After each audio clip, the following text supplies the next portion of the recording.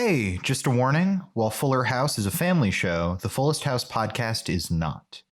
Listener discretion is advised.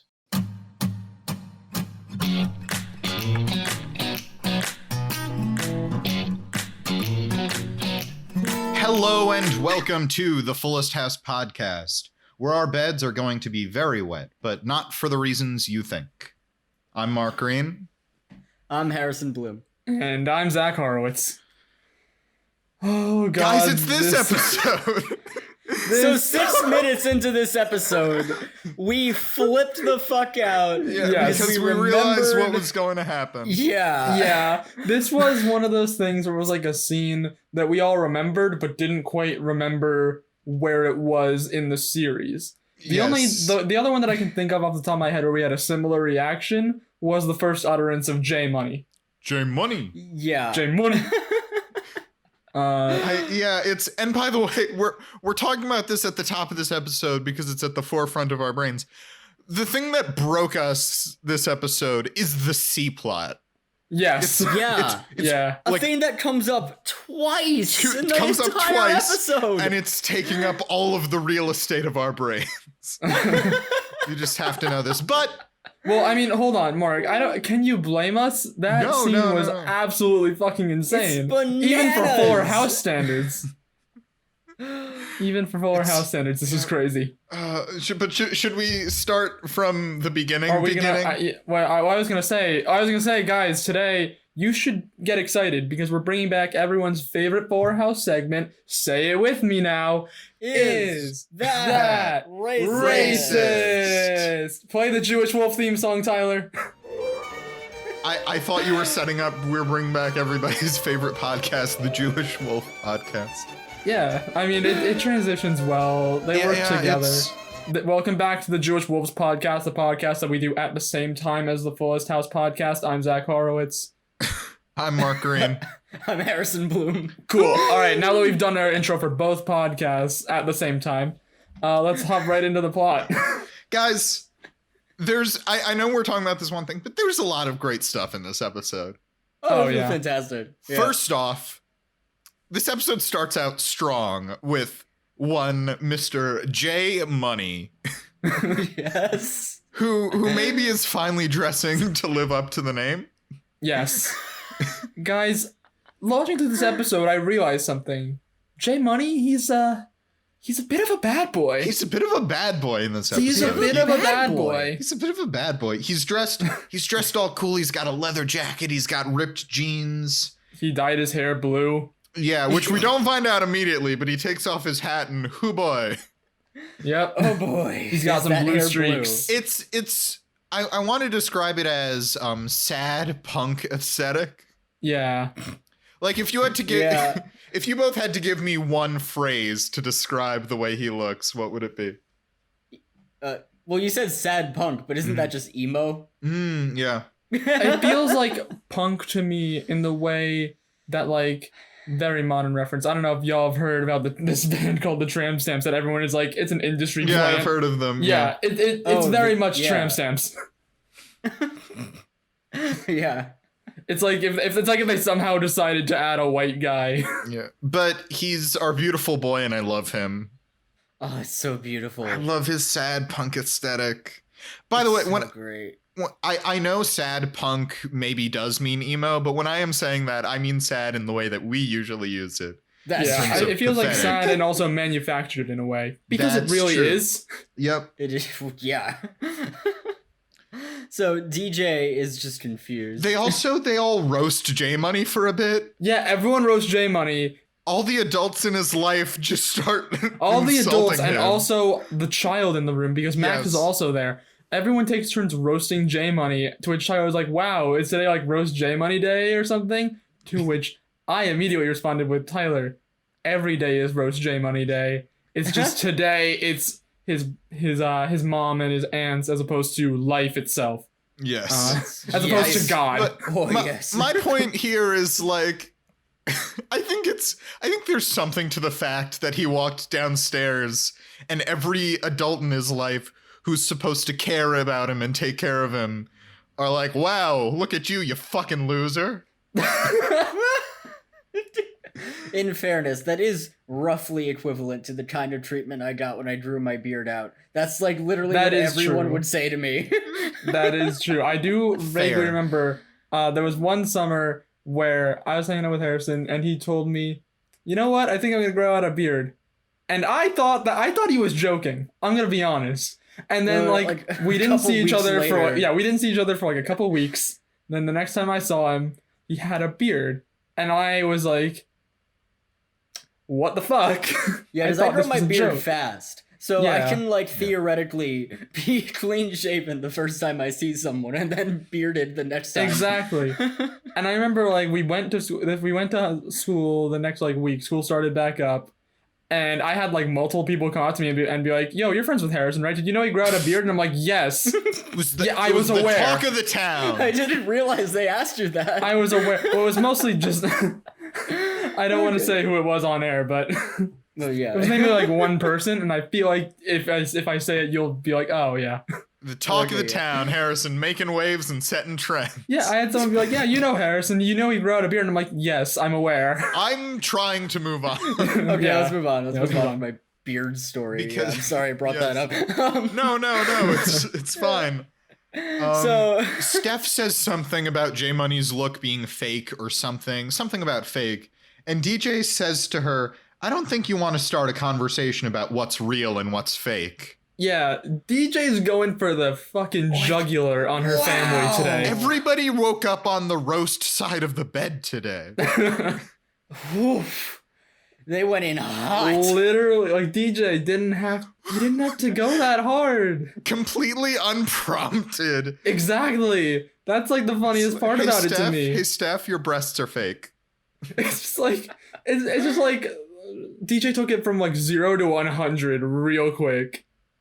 Yeah, well, she made a comment about DJ's hair being dyed or something. Yeah, okay. It's that's why she so it's retaliation. Back. Yeah, right. Awesome. I mean, it was Steph who started the aggressions. Yeah. You know what? Now I agree with DJ. DJ was completely justified. Hashtag DJ did nothing wrong. Oh my god.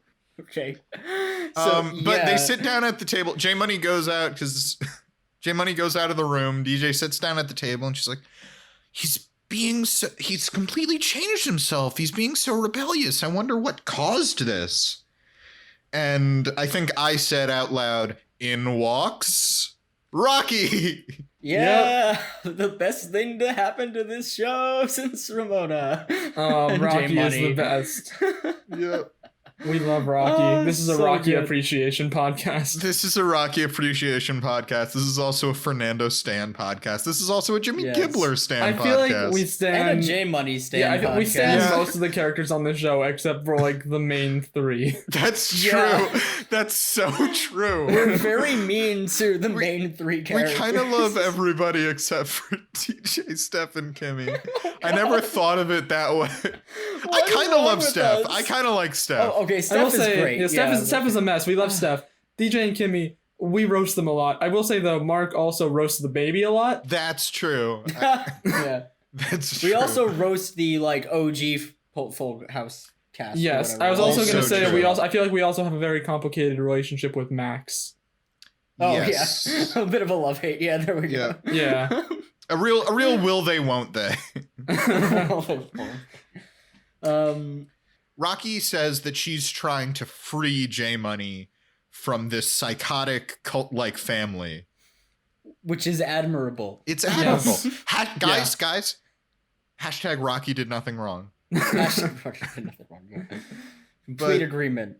DJ disagrees with me. She thinks Rocky's a bad influence. And guys, J Money won't do his chores. Oh my god. Oh no. He's what's the phrase? How to describe? He's a bit of a bad boy. He is a bit of a bad boy. He's a bit of a bad boy. When we were watching the episode, I made a comparison.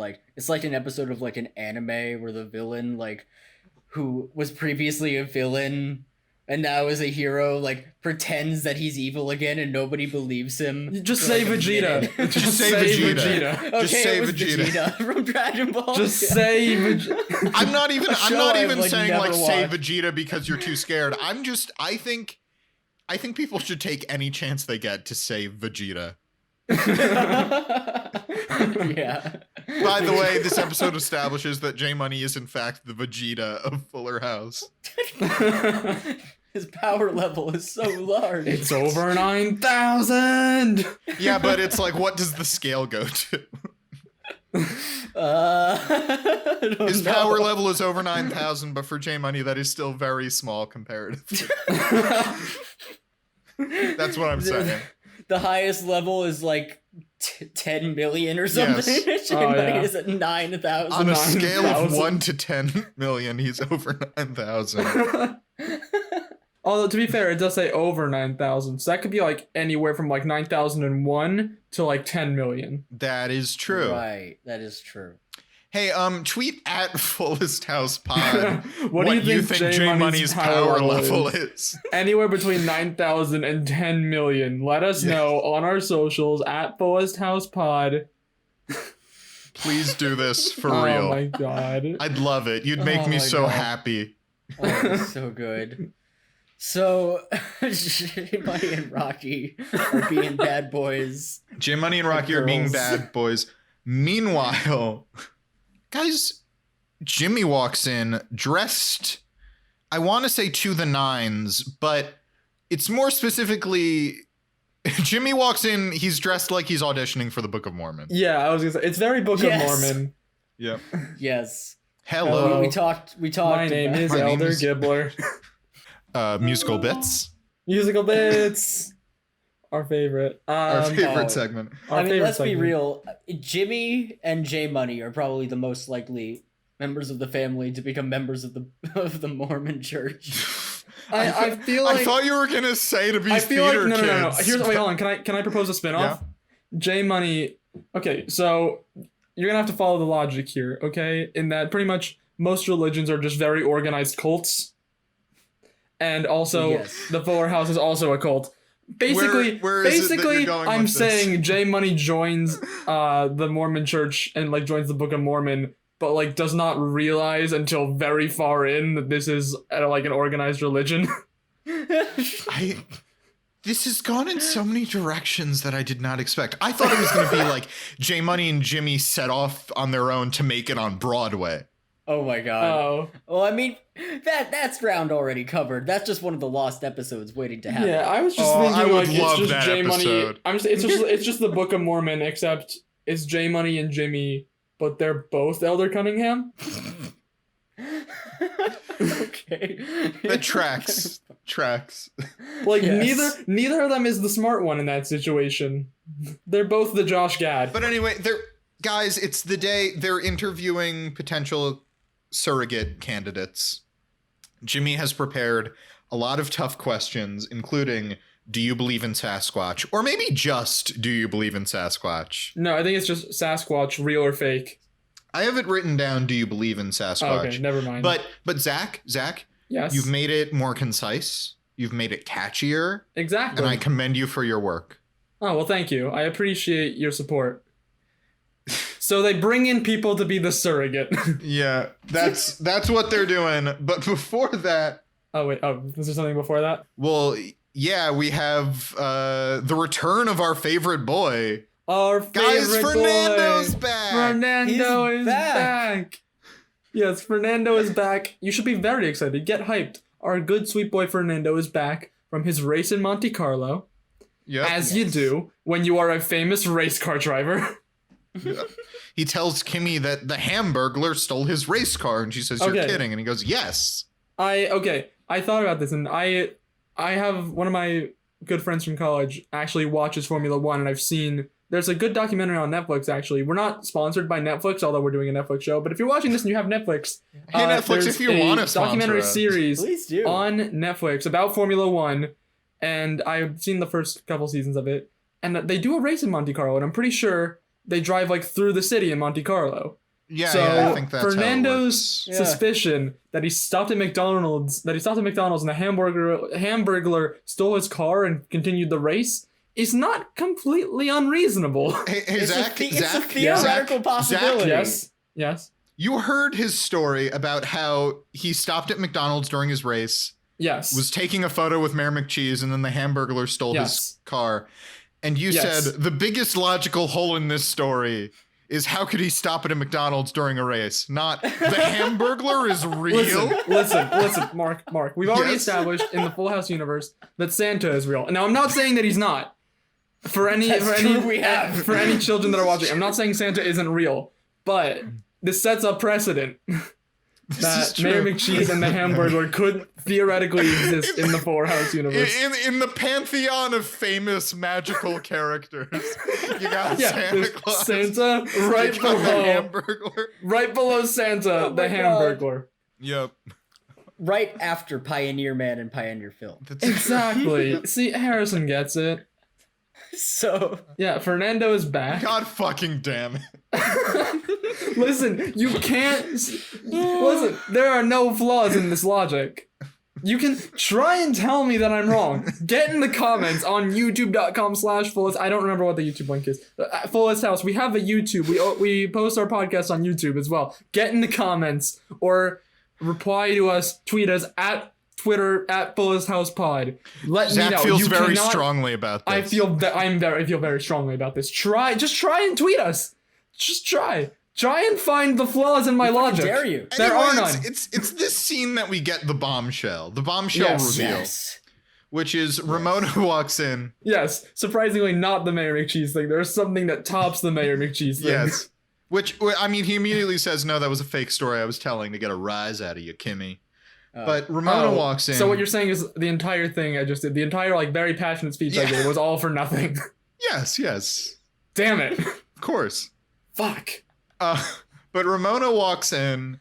She tells her parents she's been doing a project about her family's genealogy. Fernando says, "Well, I'm 100% Argentinian." And Kimmy says, "And I come from a long line of British pickpockets. And this is all that we have in our DNA." The least surprising fact about Jimmy Gibbler. Yep. But Ramona reveals two pieces of information. One, Kimmy is part French, which, like, I don't care. Just, like, tuck that away. I don't care. Yeah, She's okay, part French. fine. Whatever. A lot of people are part French. It's right across the channel. Yeah, that it's- probably yeah. happened all the time. But Fernando, our good boy, is Jewish. Wait, no, not only that. Okay. Go ahead. Not only Go that. ahead. Because not only do they say that he's Jewish, they mention that he has his great-great-grandfather was a man by the name of Herschel Horowitz, which means, in theory, Fernando and I could be related. Yes. You have no way of proving that we're not. It's true. You could be You related. have no way of proving that we're not. Herschel Horowitz, the Herring King. So therefore, Juan Pablo Di Pace, now that we now know we're related, so like so if I can just call you Uncle Juan Pablo, because you know we have this familiar relationship now. Come on Zach our doesn't podcast. understand how fiction works. He doesn't understand that Fernando's a fictional character and not Mark, the are you actor telling me Juan that Pablo Di Fernando? Pace. Are you telling me that Fernando Fernandez Guerrero is not a real person? Fernando Guerrero. He was in the Hernandez documentary. Guerrero, Fernandez Guerrero Horowitz. Yes, exactly. Yes. But yeah, Juan Pablo Di Pace. He was in the documentary Fuller House. Uncle Juan Pablo. No, the Formula One whatever. Uncle Juan Pablo, please come on our podcast. We're family now, which means you kind of have to do it. So, yeah, How can you turn down family? exactly. I am awaiting your emails. Also, Zach, when are you and your family going to apologize for the horrible overfishing of the world's herring population? Yeah. Herschel Horowitz, the Herring King. Listen. That was a long time ago. I had nothing to do with it. So, like... Have you since then embraced eco-friendly, sustainable farming practices? I mean, look, I'm assuming that he's a distant relative, considering the fact that before today I had no idea that we were related. So I'm guessing it's like, you know, the weird, you know, like my dad has like a weird cousin. They're like really into fish. I think it's that side of the family. There's just one more thing I want to mention about the reveal itself. Yeah. Which is Ramona tells Fernando that he's part Jewish. Fernando, looks very touched. He looks very touched and delighted to find this out. He says, "I'm part Jewish?" And then he goes, "Oy vey smear." Which I think if he was touched isn't the reaction. Yeah. Oh my god. Oy vey, yeah. Oy vey. It's the only Yiddish phrase he knows. He sounds so delighted and touched, but what he says is like, I'm part Jewish. Ugh. Oy vey. Well, he'll learn quickly, considering Yiddish is approximately a fifth of modern slang or something like that.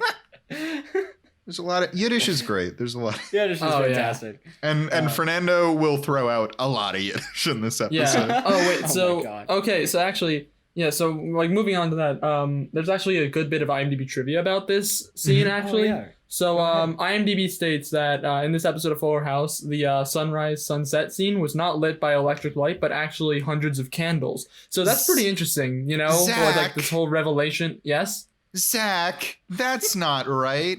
You read a piece of IMDb trivia for 1971's Fiddler on the Roof, not Fuller What? House. I could have sworn that I was looking at season 3, episode 14 of Fuller House. Let me double check. Okay, we have to go.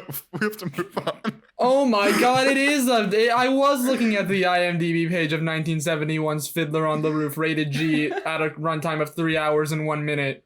What a hilarious Directed mix-up. by Norman Jewison. Oh my god. Who knew? Who knew? This concludes this Jewish bit. Shout out to Topol.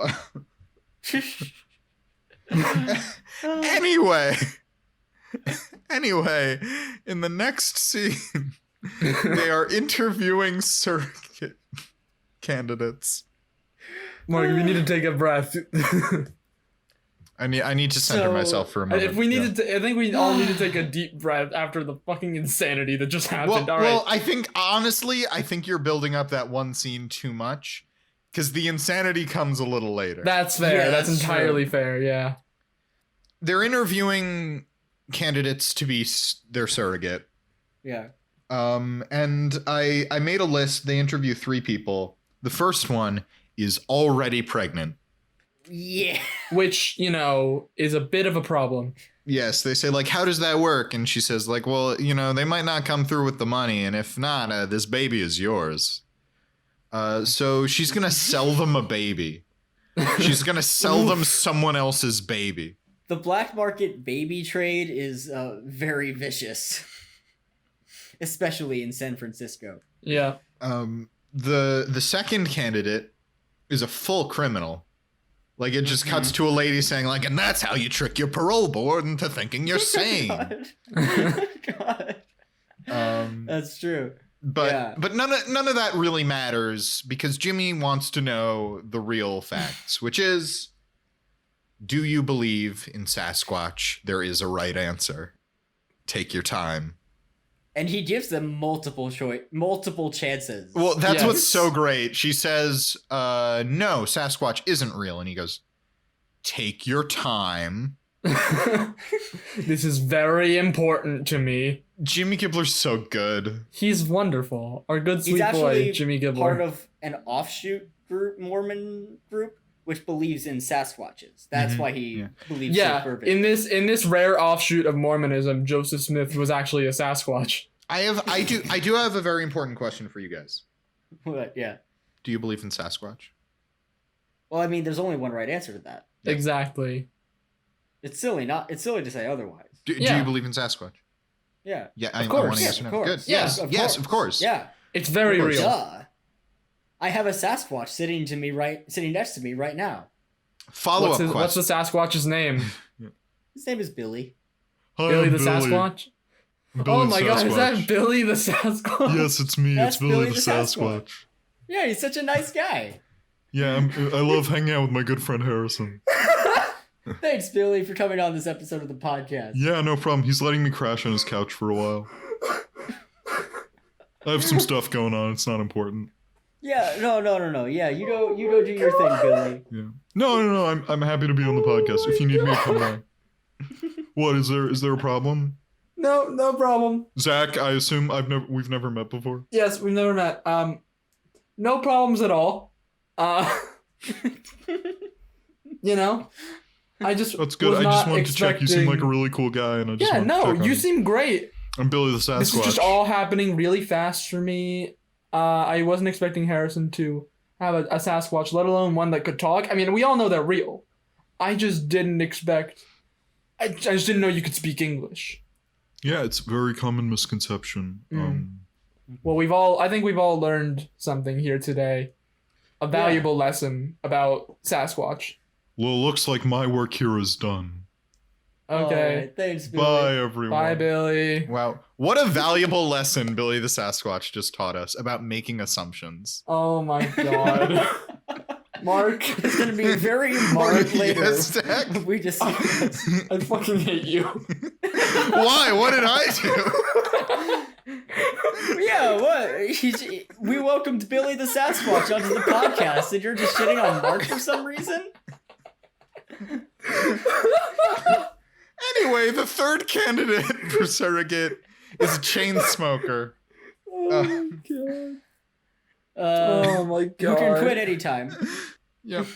You can quit anytime. And by the way, it's very cool. We don't condone smoking on the Fullest House podcast. That was a joke about how smoking, about the idea of smoking is cool. It's not. It kills you. But there's a very good moment. Steph says, like, what agency did you use to find these people? And Jimmy goes, an agency? Oh, I just put an ad on Craigslist. Which specifically specifically saying that they're a fun-loving couple looking for an open-minded girl, which is the best way to start any search for a surrogate. I mean, I personally would have preferred it if he had said that he had just like been walking down the street and just like started talking to any woman he could find, being like, "Hey, can you carry my baby?" No, I that's very forward in a way that I really love. But I do like posting an ad on Craigslist saying we're looking for a third. Well, Jimmy Gibbler respects women. And I will say, if that was the content of the ad he posted, it's actually really cool that they got 3 candidates who wanted to be surrogates for their baby. Specifically in the follow-up conversation, they were like, oh yeah, I could totally be a surrogate. It's really impressive. It's impressive, too, that a woman who was already a surrogate parent saw that prompt on Craigslist and was like, yes, I will pursue that. And then found out it's to become another surrogate parent. Yeah. But then Gia walks in. Gia's here now. Yes, Gia. DJ's angry at her because her daughter Rocky is a really bad influence on our good sweet boy J Money.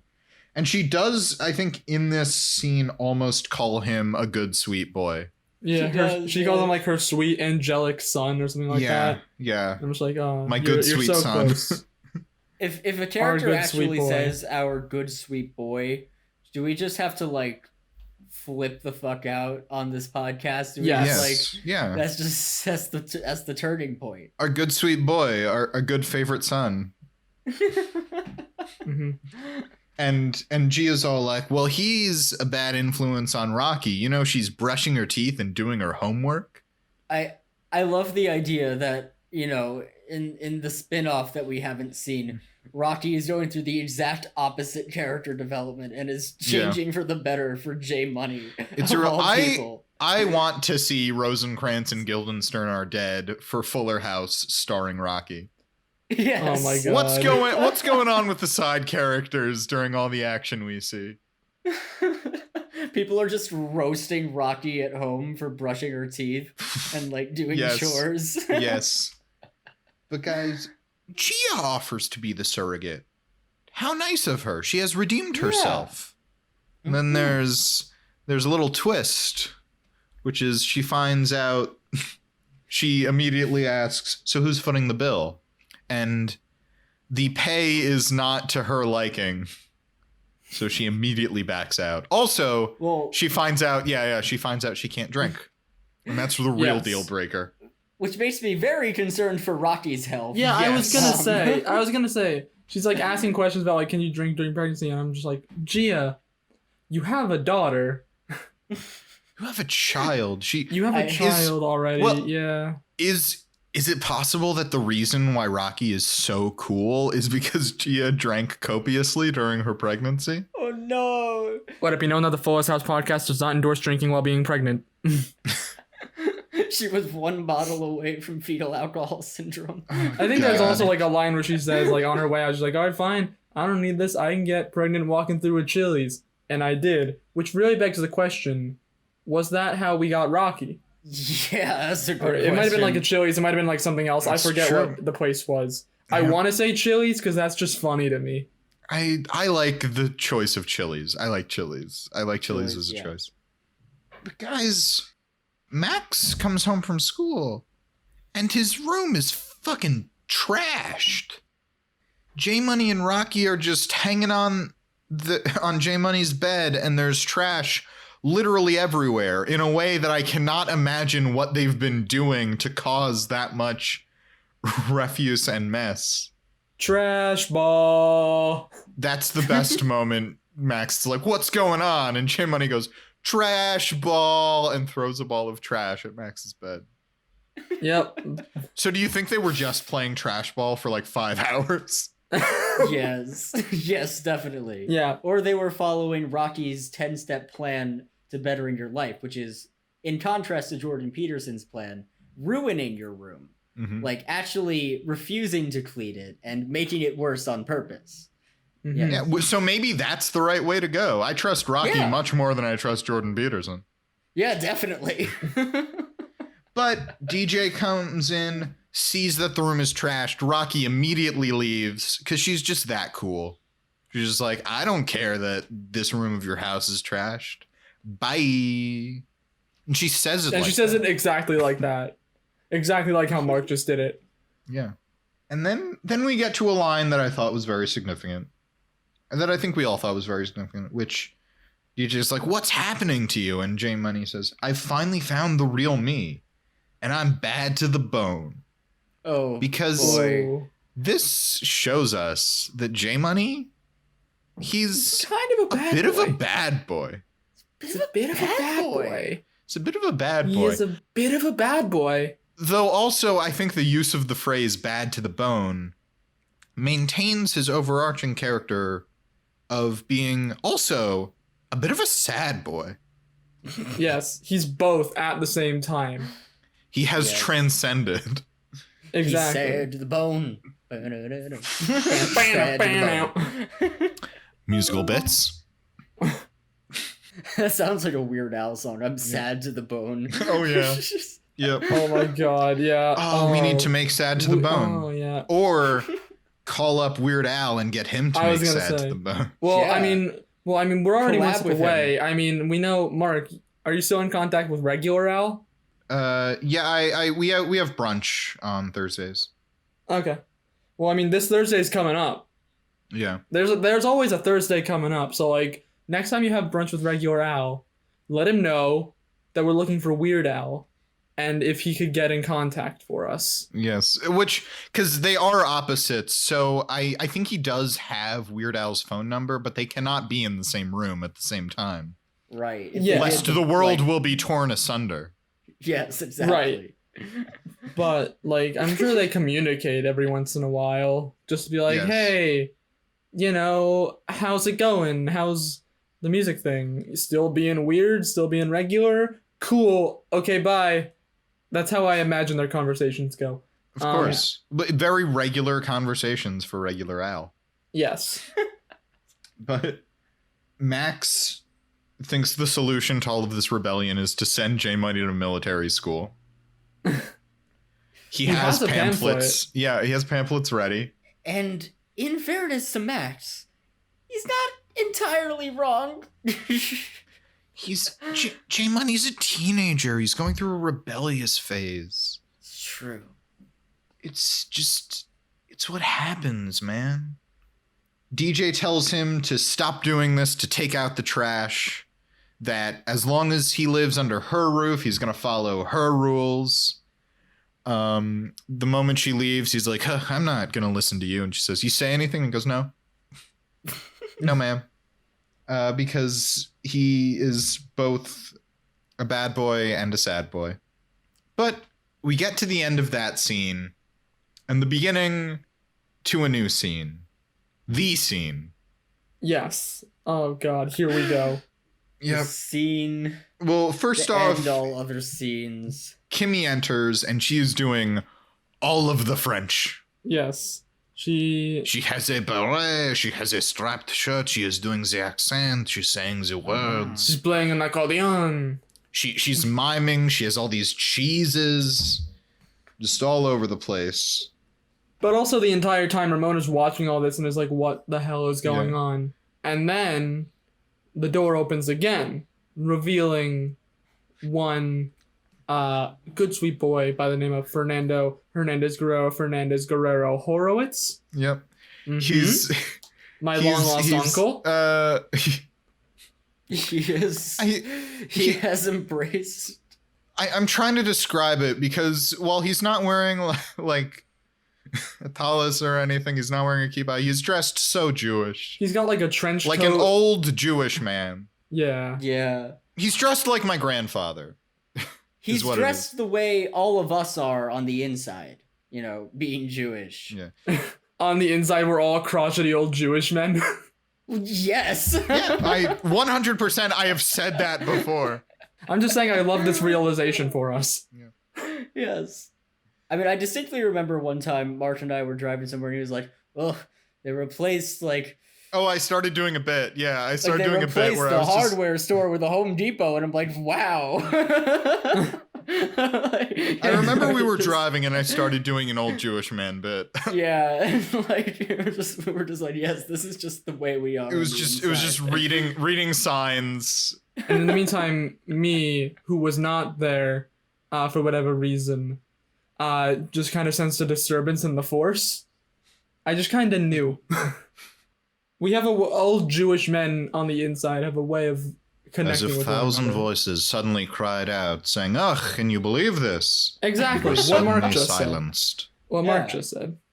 So he has a look so Jewish that I think it transcends what I think Jewishness is. Yeah, the first word out of his mouth is bubala. And within the span of 3 sentences, he says bubala, punum, and kvetching. Oh my god. He has bought all of the varieties of herring, which that hurts the most to me. That's the most where I'm like, come on. Not one mention of gefilte fish. That wasn't me doing a bit in regard to that. I just say that sometimes. I was saying that as a genuine reaction.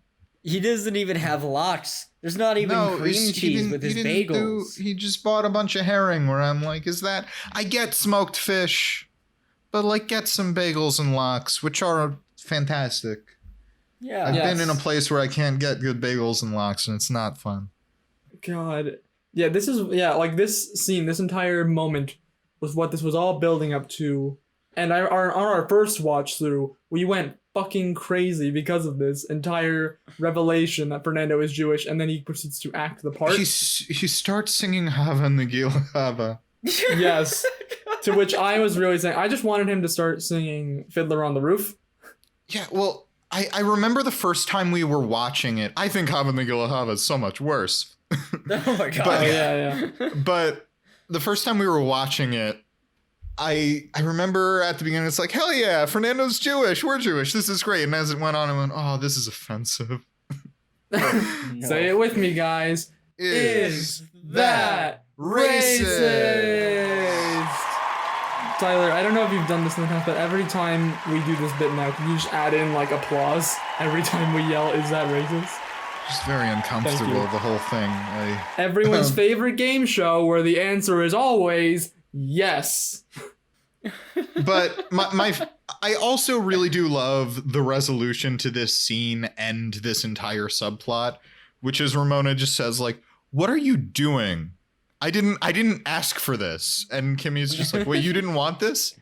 This isn't what you wanted? And telling us that? And she's like, no. And they're like, okay. They're very quick. Yeah, they're very quick to resolve this. Like, I remember this I remembered this entire thing, this entire Fernando Jewish character lasting for more than one scene. Well, this one wrong. scene feels like 10 years. That's true. That is also true. For 40 years, we wandered through this scene. This desert. This scene. Oh my god. Yeah. But we finally arrived to the promised land, the next scene. Where J Money has said, or my one other thing, the one thing I should have stuck with the transition. That was good. I just wanted to mention, Ramona, I know you didn't want this. I know no one would ever want this, but you know your parents. Could you not predict that this would happen? That's fair. That's entirely fair. You let the dragon out of the cave. Yeah.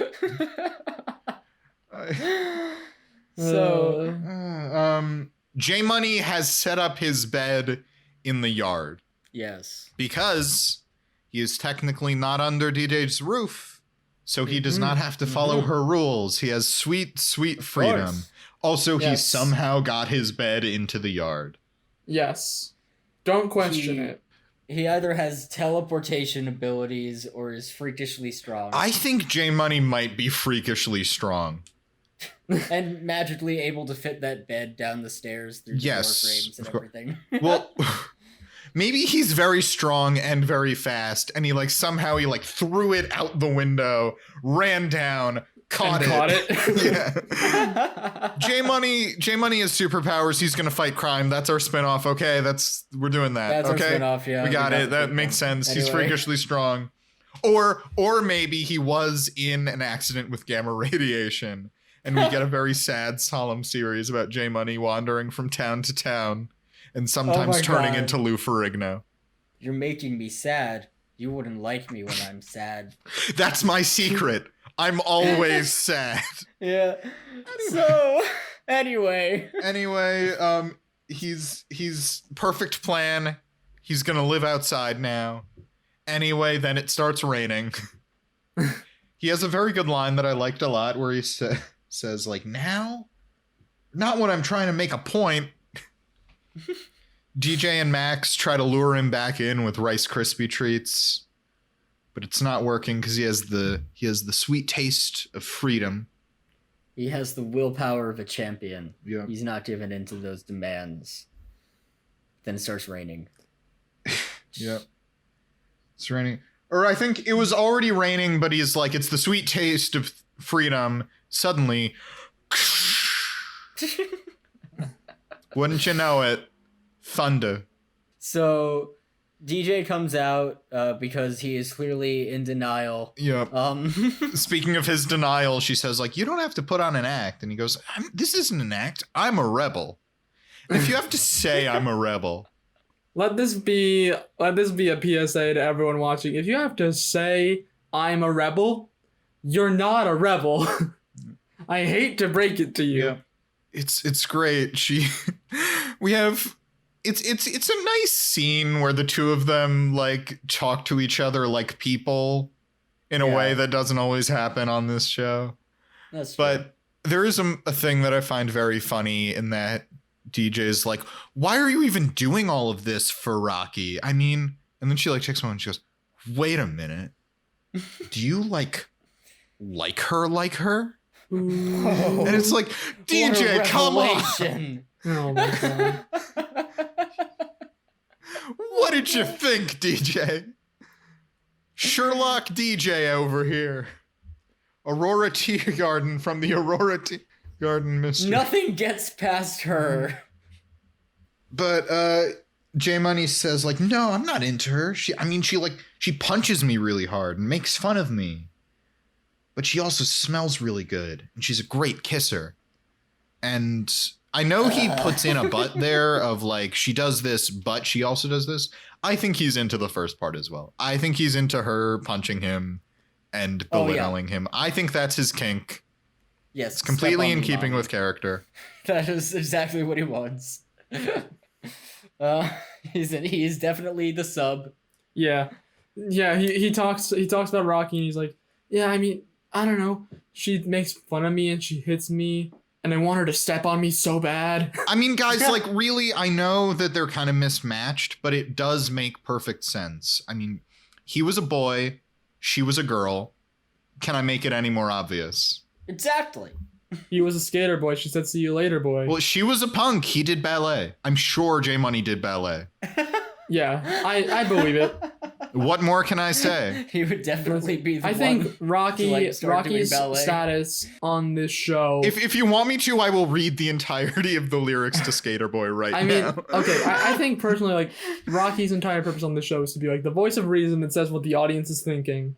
And also, she's there to step on J Money. That is his end goal, is for Rocky to step on him. She's there to step on J Money. Yes. That is the end goal. That is what we are working towards. Anyway, DJ, after being like, you kissed Rocky? Tells him, never lose sight of who you are for a pretty girl.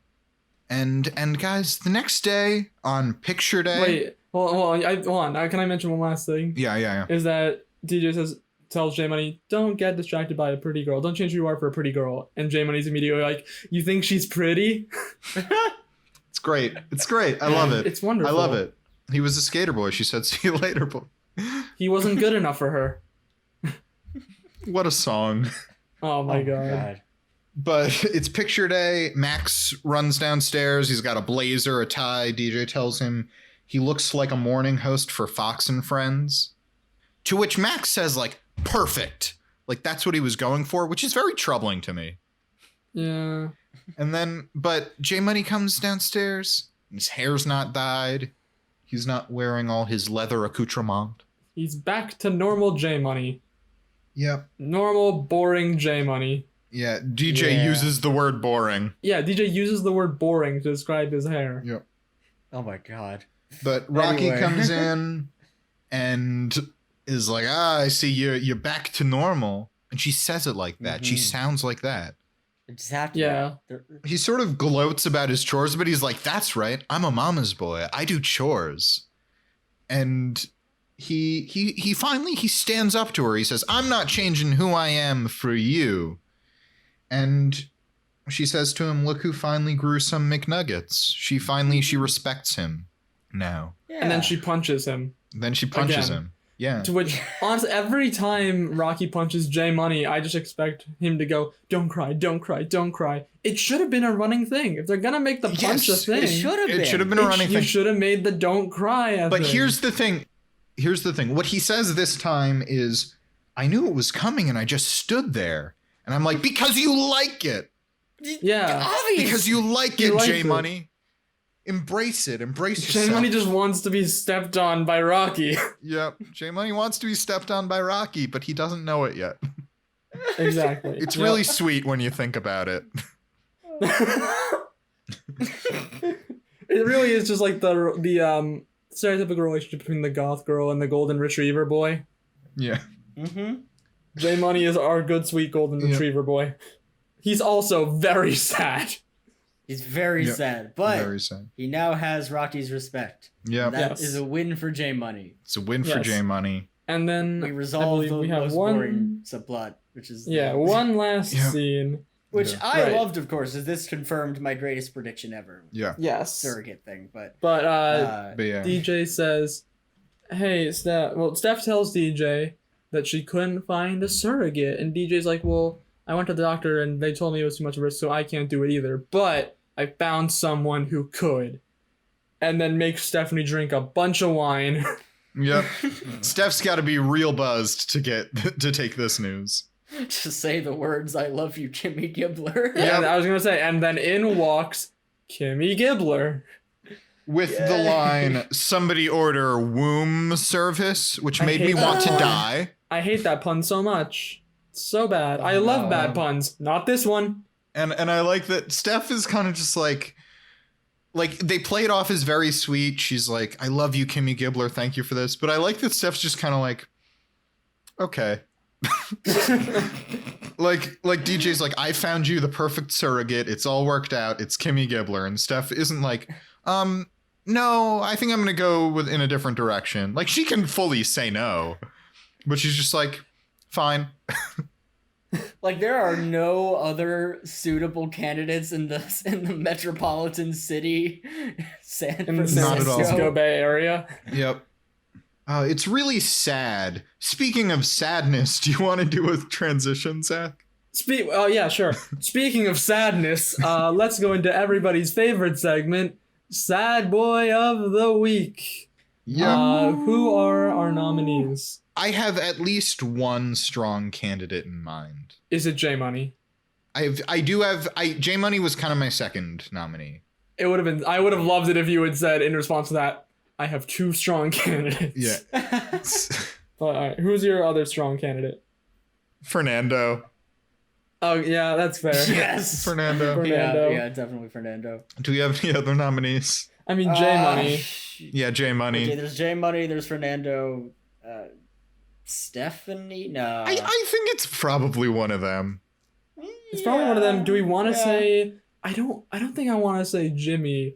I was very entertained by him this episode, but I don't think He he wasn't was sad. sad. He was too happy. No. Yeah, he's not sad. very happy. I think Jimmy Gibbler is gonna be like. I feel like Jimmy Gibbler is gonna be like the one exception to like our favorite characters are Yeah. very sad.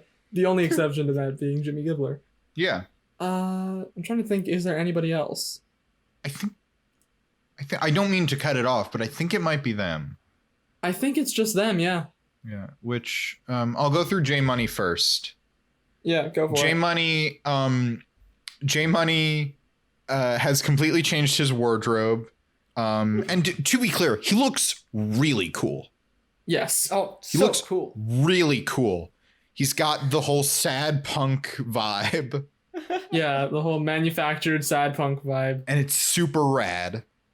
Manufactured is a good addition to that description. Yes. He won't do his chores. He completely trashes his own room for no reason.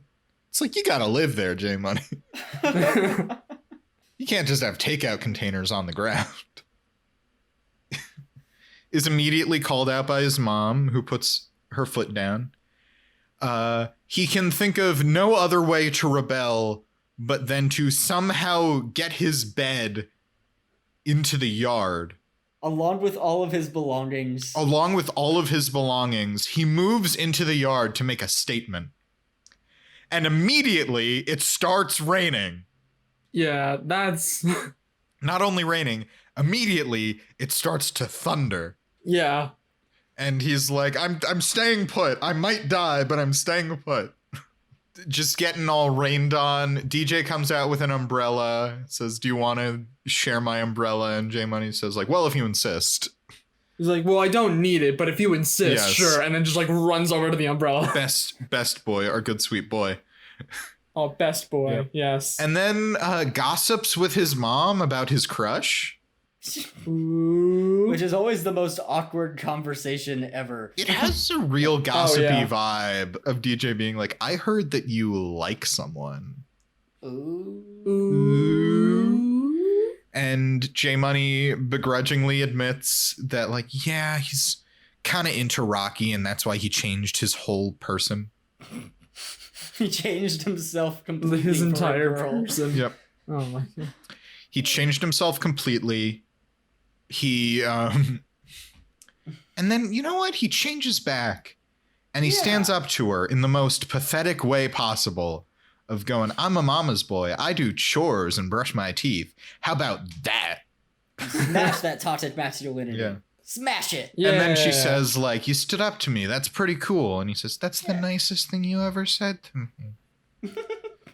And then she punches him, and he goes, I kind of like that. Yeah. I knew, or no, he said, I knew it was coming, but I didn't move away, implying that he likes it, and also that he wants to get stepped on by Rocky. He wants to get stepped on by Rocky, and wanting to get stepped on by Rocky is the point we end his story. Exactly. So now for Fernando's case, and I really only have one thing to say about Fernando's case.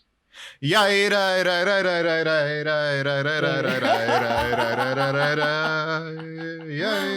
were a rich man. That's L'chaim. Zach, that is a different song from Fiddler on the Roof that I was singing. I know, but I wanted him to do If I Were a Rich Man. Very good song, but I went with L'chaim. Okay, so if I may start on this, Fernando, my long lost uncle, very enjoyable this episode. However, I don't know. J Money just seems a lot sadder to me. As much as I want to do Fernando, I feel like I gotta vote J Money. Honestly, here. going into it, I was like, I think it's gonna be Fernando just because of like how much he messed us up this episode. But I think it's J Money. I guess I think it's gotta be J Money. And usually I'm like, I think it's J Money, but I want to give it to this other person because we always give it to J Money. But this week I'm kind of like, I kind of want to give it to this other person, but it's definitely J Money. Yes. Yeah, like it's gotta be. Okay, so an update on the leaderboard right now because J Money has almost doubled second place. Jesus Almost. Christ. J Money now has 9 sad boy wins. Oh my God. Second place is a tie between Fernando and Steph with 5 each. Oh my God! If he gets one So more, he has almost doubled. He is second place. He is running away with it. Wait, hold on. I just want to know before we end the episode, I just want a quick update on you guys for Sad Boy of the Week. Did you guys think that we would have someone run away with it this much? I thought it would be a pretty close race. I thought it would be a close race. I thought J Money would be leading, but I did not think it would be this much of a runaway. Yeah, I expected Fernando to at least be trailing behind, but well, Fernando's in second. He's in second, but I think there was a thing of we thought he was going to be more sad than he is because we like him so much. Yeah, that's possible. Yeah. And I think there's an argument to make that he has kind of a weird, sad life, but he's not super sad individually in each episode. His life as a whole is very sad. Yes. Yeah. Yes. He's living next door to his fiance in her childhood home where it's haunted and it's just a mirror image of her house. Yes. But I think that's it for the episode. Yeah, that's about it. Yeah, we went through that all. So please, I hope you enjoyed that episode, everybody. Please follow us on social media. We are at Fullest House Pod on Facebook, Twitter, and Instagram. We have a grand old time. It's gonna be great. So please follow us on social media. I'm Mark Greene. I'm Harrison Bloom. And I'm Zach Horowitz. And until next time, may your houses be fuller and oy vey smear. If I were a rich man. I was in Fiddler on the Roof in Sleepaway Camp. I was Tevye. It's a whole thing.